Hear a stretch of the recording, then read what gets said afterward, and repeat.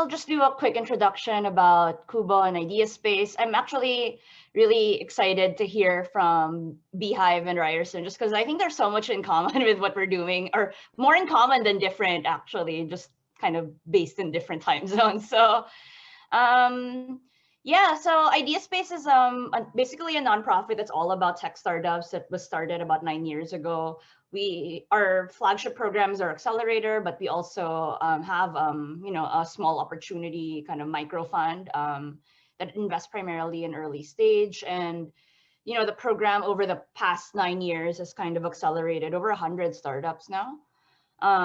These are just some of the group photos. As you can tell, it's all virtual these days. And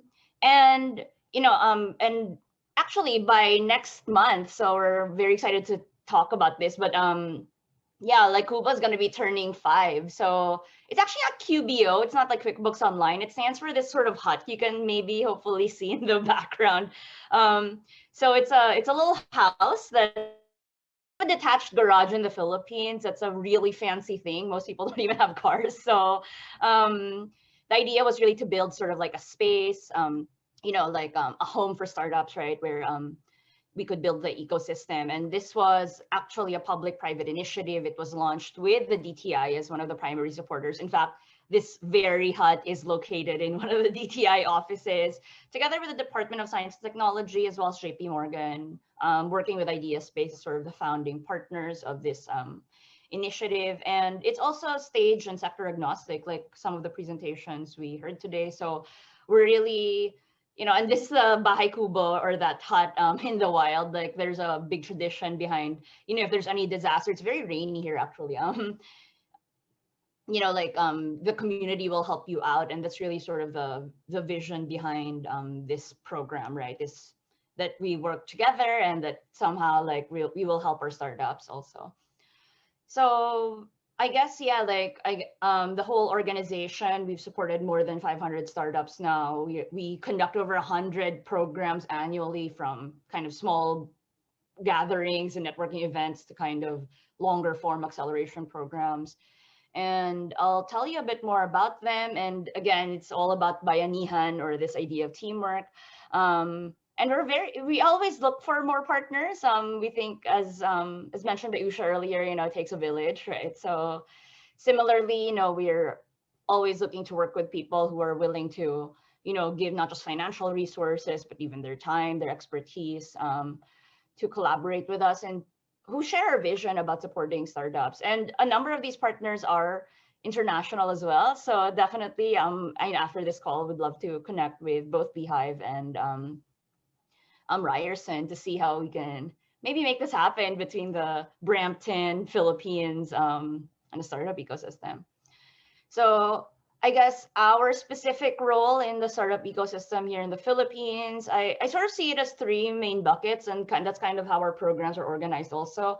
The first is to actually grow the startup community. It is definitely becoming more mainstream. There's even like a Korean drama now, and like TV shows that talk about startups, right? But definitely it's still not something that's considered broadly accessible. So that's one aspect of our work, is really to kind of evangelize and also support, kind of early stage, idea stage startups, or founders even, to make the leap, the entrepreneurs or what have you. The second is, of course, if you're already a startup, that we kind of help you develop and scale up your company. And last is the ecosystem as a whole that we operate in. So that's, kind of like some of our collabs with government and corporates. That's also where this comes to play.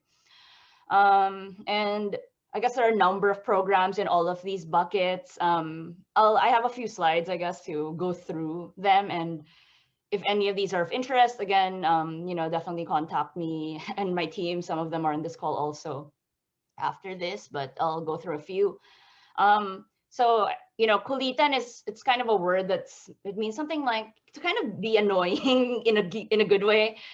So these are sort of our networking events, and also where we have founders kind of speak about their experiences. So we organize these fairly regularly. It's actually our, I guess, longest standing event, just because, especially think before, right, like the sort of the startup culture of kind of being open about these things wasn't quite present. So anyway, that's one of our kind of signature programs, together with our basics classes, which are, as the name kind of suggests, like just the 101s of how to do startups. Oops, what am I doing? Yeah, so we also do a lot of road shows, right? So obviously in more recent years these are all kind of online, but really reaching cities outside of Metro Manila, which is where I guess the traditional center of most startup activity is. So we've visited maybe over 30 cities in the kind of archipelago. We also host a lot of hackathons and boot camps. So the boot camp is I guess our version of the quick validating your idea type program. So, anywhere from, 4 to 6 weeks, right? Where we take kind of early stage ideas and see if they have legs and if the founders want to continue. And then for hackathons, I think where everyone's kind of familiar with what those are. We also help organize Philippine Startup Week together with our fantastic community of kind of organizers from around the Philippines, and of course the DTI and the DOST. So online iteration has attracted a lot of participants. We definitely want to invite all of you to join. It's in November of this year. We'll send you more deets, but our focus is really to also spotlight not just like the local community, but also show off to the world, right? Like how we can interact. Hey, maybe Brampton wants to do like a little kind of booth or something in Philippine Startup Week or speak there. We definitely love to have you. And then, yeah, for the startups, we run quite a number of these sort of consultations, mentor hours, working with other founders and even professional law firms, accounting firms, things like that, and other forms of experts to, again, bring best-in-class services for our startup founders. We used to do more of these. I was lucky enough to participate in the Collision conference last time we did that in person. So thank you and hello, Miss Mimi. But in any case, yes, so this is something that we still attempt to do virtually as well, right? I think exposure and kind of interaction is very important, and even through events like these, right? Like we try to continue to foster this kind of stuff. Startup PINAY, which is my pet project. So PINAY is like Filipina, right? So we have a number of programs that are really all about helping women in the tech space. Gender equality is actually decently good in the Philippines and most other sectors, but in tech there's still a huge gap. So something we're working on as well. And then I guess we're also, we help DTI and other organizations to be their boots on the ground to kind of develop various mappings and studies and reports about what's going on in the Philippine startup ecosystem. So, and I guess as part of what I mentioned earlier about our road shows and going to different cities, we actually, also try to develop the mappings for those cities at a very local level, including, of course, initiatives that particularly support women as well. And then apart from how we help startups, you actually also help develop other incubators. So we actually work with the Department of Science and Technology, like in the past couple of years, in focusing first on this sort of group of 12 incubators that are really located everywhere in the country, from this is not an accurate map, but like all the way from here to like this part to like everywhere, right? So a lot of these are actually university based, so incubators as well. And the idea is really to help make sure that there are opportunities and resources for startups, everywhere in the country. And we had some fun and like also have put together incubator awards. So not just recognizing startups, but also the enablers that support them. And then I guess the next couple of slides are really just some of our kind of incubator accelerator programs. This one was a bit interesting. It was like put together relatively quickly, actually. That was rescue for COVID-19. NextPay was actually part of this program. So Aldrich, like when they were just starting their business. So the focus of this program was really to support startups that were developing solutions that were particularly relevant to the pandemic, as well as startups that had to do like a big pivot, for example. So so yeah, and we have a few others, like I guess, yeah, we had some of the notable ones, like the JP Morgan incubation program, the FinTech for Impact program, the Takeoff. So I guess what you can see here is that the different programs usually have like some kind of thematic focus.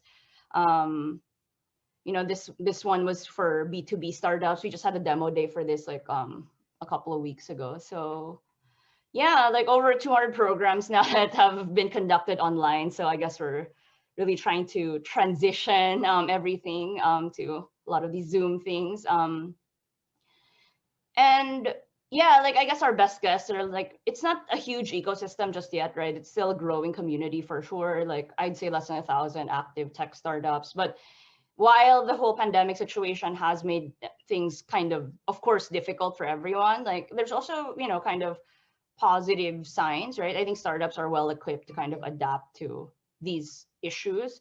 Funding remains to be the biggest gap in the Philippines. So if there's any support on that front, right? Maybe the Filipino Canadian community looking to angel invest also in some homegrown solutions, that's great. But even, you know, after funding, you know, startups need a lot of other things. Like they need mentors, they need exposure, they need access to new markets and customers. And I think these are all areas that we can definitely collaborate on.